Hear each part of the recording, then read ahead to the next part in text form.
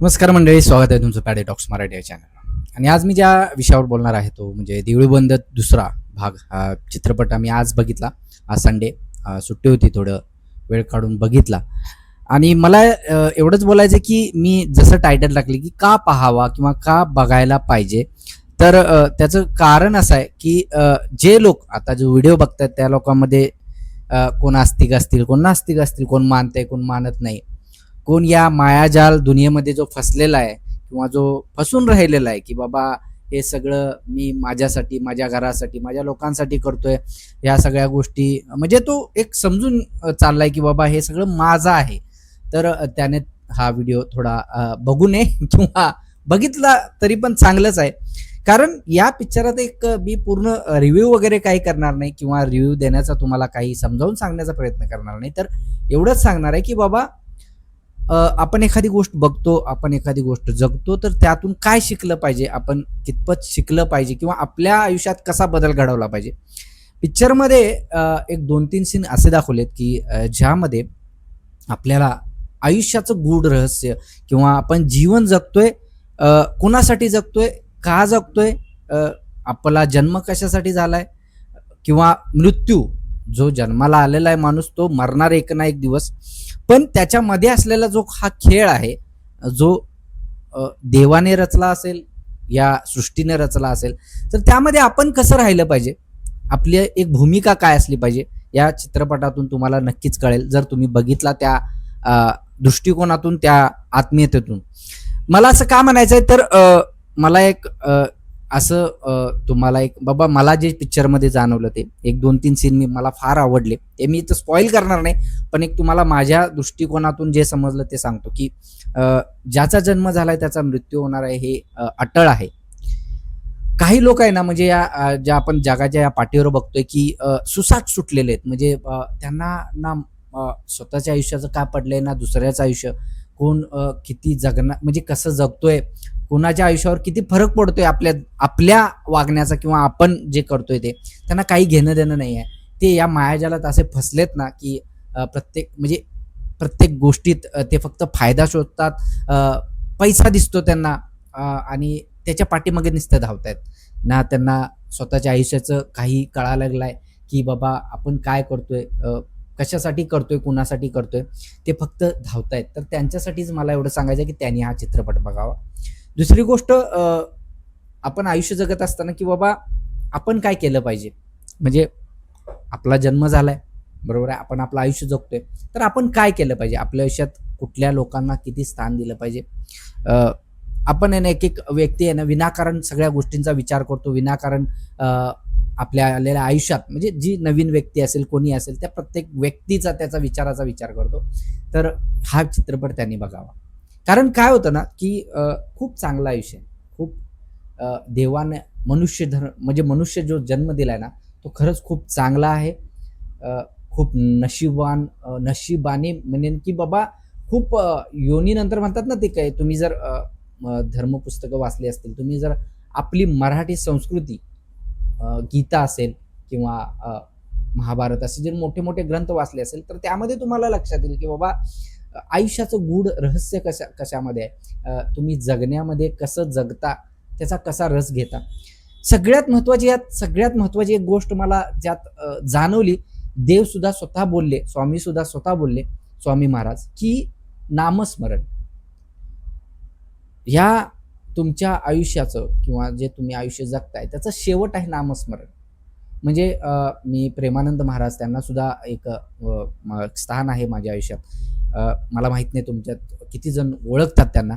तर त्या सुद्धा सगळ्या जिथं जे लोक भेटायला जातात, आपली समस्या घेऊन भेटायला जातात, आपल्या आयुष्याचं दुःख घेऊन भेटायला जातात, तर त्यांना ते एकच सांगतात की बाबा तुमचे जे काही दुःख असतील, तुमचे जे काही कष्ट आहेत, तुमचे जे काही तुमच्या आयुष्यात चाललंय, ते तुम्ही काय समजता की मी तर काहीच कोणाचं वाईट केलेलं नाही, कधीच कोणाचं वाईट करत नाही, कधीच कोणाला कुणाबद्दल सुद्धा माझ्या मनात वाईट नसतं, तर माझ्या आयुष्यात असं का घडतंय, प्रत्येक वेळी मला आयुष्यातून ठोकर का खायला मिळते किंवा फक्त निगेटिव्हच का घडते, पॉझिटिव्ह का घडत नाही, माझ्या मनासारखं का घडत नाही. तर ते तुमच्या आयुष्यात असलेलं तुमचं संचित पाप किंवा तुमच्या आयुष्यात तुम्ही जे मागील जन्मात जे केलेलं असलेलं काही असेल, मग ते जे संचित असेल ते तुम्हाला भोगावं लागणार. या जन्मात ते तुम्हाला फेडावं लागणार. मग ते तुम्ही कशा पद्धतीनं फेडता, कशा पद्धतीने तुम्ही त्याला बघता, ते तुमच्यावर अवलंबून असतं.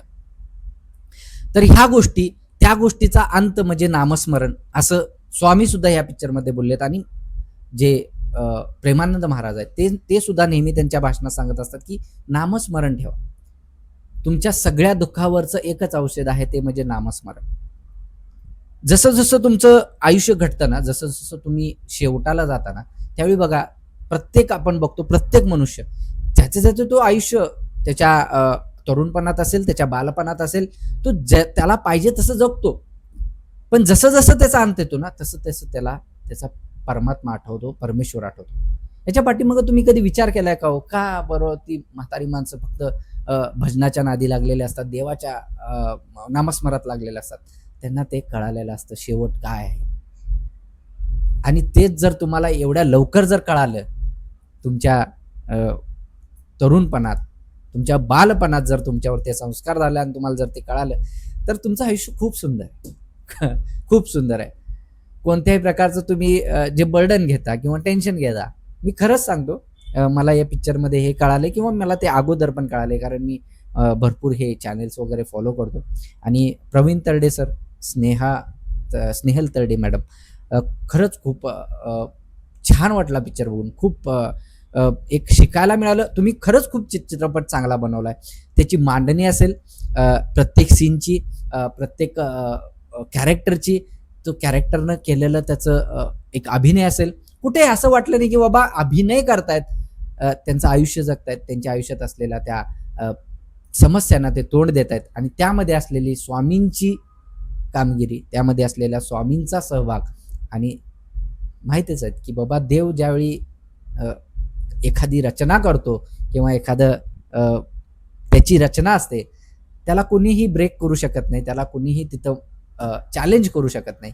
या पिक्चरात तेच आहे. तुम्ही बघितलं असेल ट्रेलरमध्ये, तुम्हाला दिसतंय की जी संगी जे कॅरेक्टर आहे, ती चॅलेंज करते देवाला. ती एक आव्हान देते की बाबा तू हे करून दाखव, तर मी तुझं सगळं ऐकेन. पण तिला हे माहित नसतं की ते जे हे रचलंय, जे हे करवून आणतोय किंवा जे हे करवतोय, तो दुसरा कोण नाही, तेच आहे. जे तू करतेस, त्यांच्यासोबत वागतेस, ते वागण्यासाठी भाग पाडणारा पण तोच आहे आणि त्यातून बाहेर काढणारा पण तोच आहे. आणि शेवटी तेच होतं. आणि तुमच्या, आमच्या सगळ्यांच्या आयुष्यात सुद्धा शेवटी तेच होत असतं. त्यामुळे हे लवकर समजून घ्या आणि आयुष्य जे आहे ते शांतपणे, आरामात, देवाचं नाव घेत एकदम निवांत जगा. काही नसतं, जॉब, धंद्यात आलेलं अपयश, आयुष्यात असलेल्या अडचणी, हे काहीही नाही आहे. हे फक्त आणि फक्त तुमच्या आयुष्यात आलेलं तुमचं प्रारब्ध आहे, जे तुम्हाला तोंड द्यावंच लागणार आहे, तुम्हाला त्याला पार करावंच लागणार आहे. आणि याची एक वेळ असते, याचा एक काळ असतो, तो काळ जातो. आणि त्या काळात जर तुम्ही खंबीरपणे उभं राहिलात, त्या काळात जर तुम्ही देवाचं नामस्मरण केलं, तुम्ही चांगल्या पद्धतीनेच वागलात, कोणाचं वाईट इच्छिलं नाही, तुम्ही फक्त तुमच्या आयुष्यात तुमच्या लोकांचं तुमचा फक्त विचार करून, तुमच्या देवाचं नामस्मरण करून जर तुम्ही पुढे जात असाल, तर तुम्हाला कोणीही अडवत नाही, तर अडवणार नाही आणि तुमचं कोणीही काही वाईट करू शकणार. आणि जर ते वाईट होत असेल, तर एवढं लक्षात ठेवा की ते तुमचं प्रारब्ध आहे, ते तुमचं संचित असलेलं पाठीमागचं काहीतरी असणार आहे. तेच देव सांगण्याचा प्रयत्न या पिक्चरमधनं केलेला, या मूवीमधनं केलेला, आणि सगळेच सांगतात. तर खूप छान चित्रपट आहे, खूप मस्त मूवी आहे. कंटाळा येत नाही तुम्हाला, छान वाटतं. हां, मध्ये 2-3 गाणी आहेत, ते मनोरंजनाचा भाग म्हणून आपण टाळू शकतो. पण दुसरं जे त्यातून घेण्यासारखं आहे, ते बघण्यासारखं आहे, आत्मसात करण्यासारखं आहे. आणि तुम्ही बघावं, खरंच बघावं. धन्यवाद. आणि या व्हिडिओमधून जर तुम्हाला काही वाटलं असेल, तर प्लीज कमेंट करायला विसरू नका.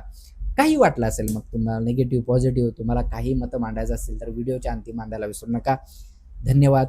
स्वामी समर्थ. जय जय स्वामी समर्थ. आणि गुड नाईट. जय महाराष्ट्र. स्वामी आहेतच आपल्या पाठीशी.